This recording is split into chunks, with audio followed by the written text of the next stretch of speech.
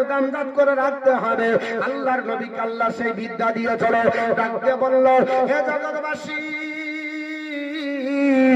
তুমি আপনার বলে দিও বাদশাকে 7 বছর বছর ফল হবে, তবে ফলগুলো খেতে যেন ফুরিয়ে না দেয়, ফসলগুলো যেন নষ্ট না করে দেয়।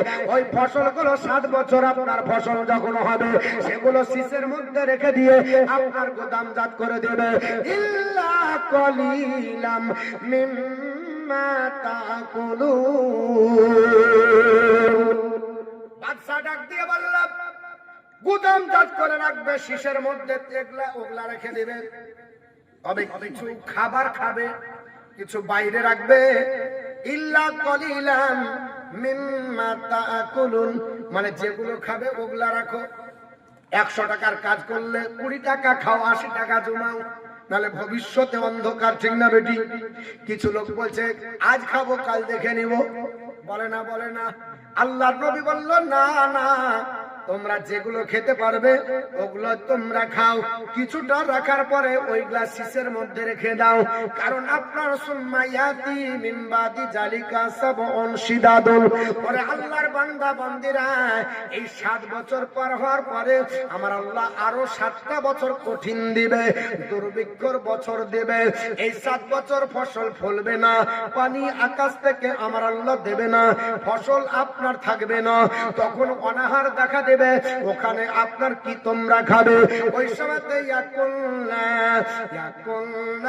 মা কদ্দামতু লাহুন্না, ডাকতে বলে আল্লাহর বান্দা বান্দিরা, তোমরা যে 7 বছর গচ্ছিত করে রেখেছো, আগে যেগুলা সঞ্চয় করে রেখেছো, ওই ফসলগুলো তোমরা খাবে।